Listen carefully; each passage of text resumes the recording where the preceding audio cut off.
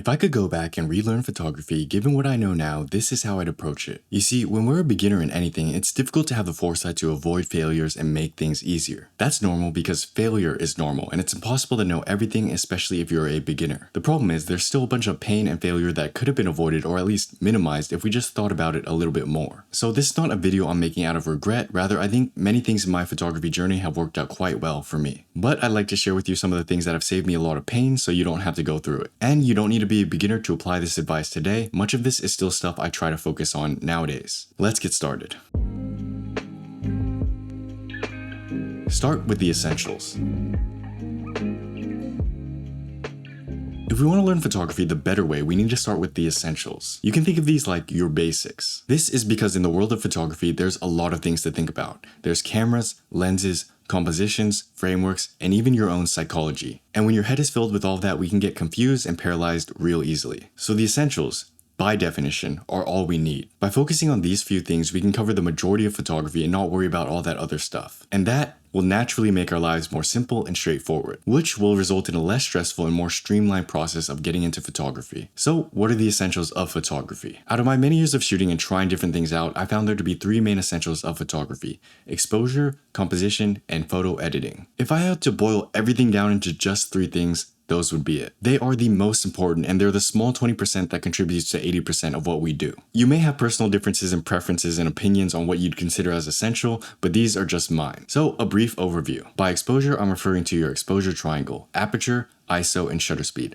Learning, understanding, applying, and mastering these concepts not only in your head, but in the field. Composition, I boil it down into perspective, light, and framing, or the rule of thirds. And editing is about understanding how to work with the tones and colors of your images, making them synergistic and not overdoing it. These are my photography essentials, and don't be overwhelmed. You could spend years and years just practicing and understanding those few concepts. But if I were to start photography again, I'd focus on those three things specifically because they make up a majority of what I do now anyways. And if you want to learn more in detail about the photography essentials, I just finished building a new course on it. It's an 11-part video course that breaks down these different essentials of photography. Plus, there's photo assignments and practical tips in there to help you understand the concepts both mentally and through experience. And it's free. So go check it out in the link down below. It won't cost you a penny.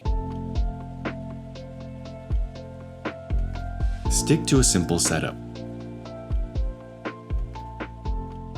Thinking back on it, much of my time, especially in the early days, was wasted thinking about gear. Everything was new and interesting, and I wanted to try all these different sorts of camera lenses and combinations. And I think a little bit of that is okay. It's fun to experiment and try new things, especially with the equipment we use. But too much of that, and it can get out of hand real fast. We'll start thinking about the best gear for each situation. And we might worry and get anxious about going on a trip without the optimal setup. And then you buy gear, sell gear, buy gear, sell gear. This back and forth deliberation between what gear we use and what gear we think we need can be stressful and tiring. And it can take our attention and focus away from what we should be thinking about: taking photos and having a good time. And all of this could have been avoided by just sticking to a simpler setup. Because having less options literally means you don't have a choice. It's just grab and go. And that simplification, every day, every trip, really adds up in the long run. So how do we build a simple setup? In my opinion, most people only need one body, one zoom, and one prime. Just those three alone can cover 80% of your photography. And more niche and specific focal lengths and camera bodies are situational and kind of just for fun. Obviously, there are exceptions to this. Maybe you're a landscape photographer and like to carry 3 lenses and 2 bodies on multi-day backpacking trips or whatever. Or you're a wedding photographer and having an extra camera body is easier than switching lenses. But the point is, figure out what works for you, be honest about the gear that you don't use, and keep downsizing. Because less is more. Street photographers, you can definitely get away with just one body, one lens. It just hurts to leave something we think we might need at home. But this is such a useful skill to build, because the better we get at this, the less time we spend worrying about gear and the more better photos we'll take.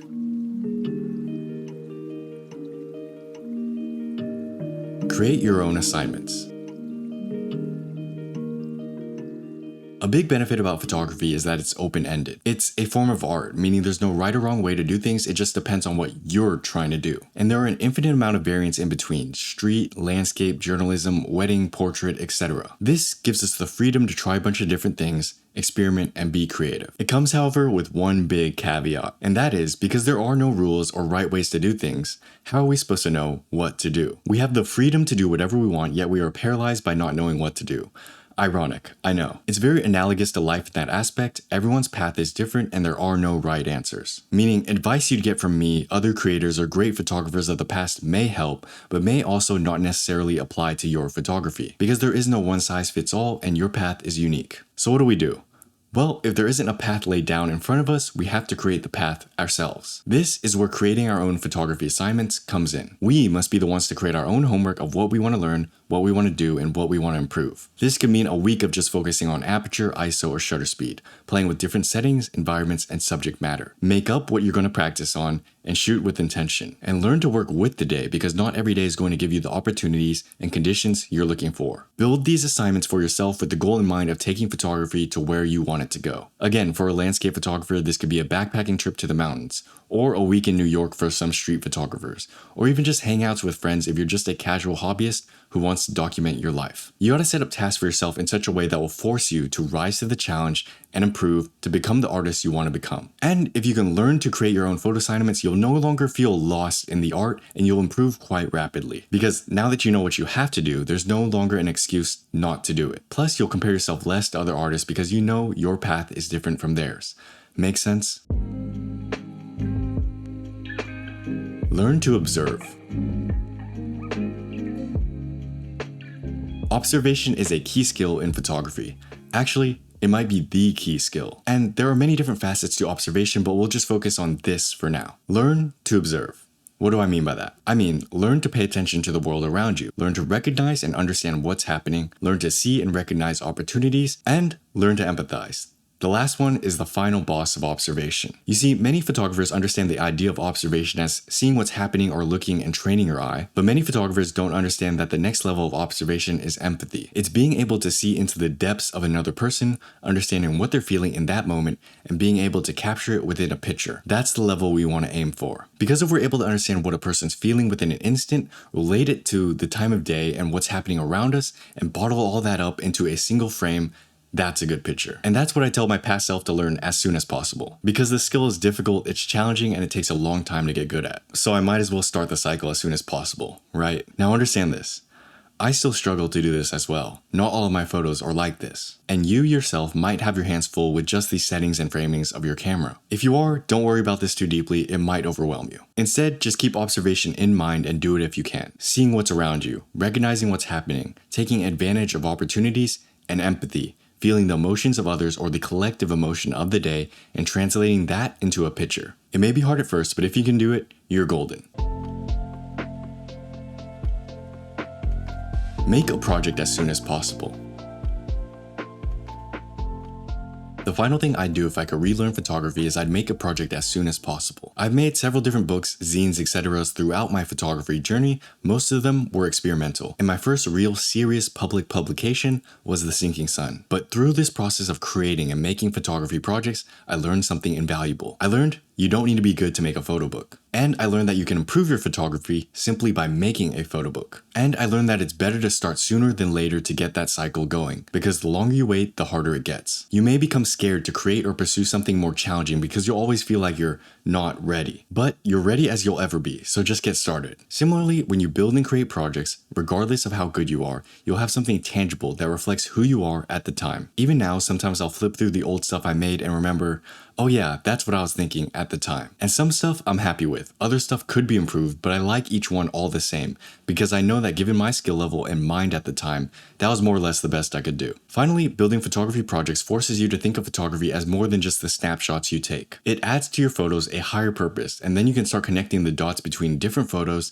different days, and upon certain themes. This, I believe, is the true fun and challenge of photography. To not only take pictures of things that you like, but to actually use your photos to express something greater. It could simply be a documentary about a time, a trip, an experience. Or you could use your photos to explore different areas of life and philosophy that interest you, kind of like what I did with The Sinking Sun. The point is, the next level of photography lies not within the photos you take, but how you use them. And maybe we'll explore this more in a future video. So let's bring this all together. If I could go back and relearn photography the better way, here's what I'd do. 1. I'd start with the essentials. These are our basics of photography: exposure, composition, and photo editing. I'd spend copious amounts of time focused on dialing in these basics because I know most of the other stuff is noise, not signal. You can get up to speed with these in my free course, Photography Essentials, link in the description. 2. I'd stick to a simple setup. Instead of running around and buying every lens that catches my eye, I'd resist the urge and stick to one body, one zoom, and one prime. This will give me less options and allow me to focus on photography instead of stressing out over the best lens to use. 3. I'd create my own photo assignments. Since photography is quite open-ended and there are many directions we can go in,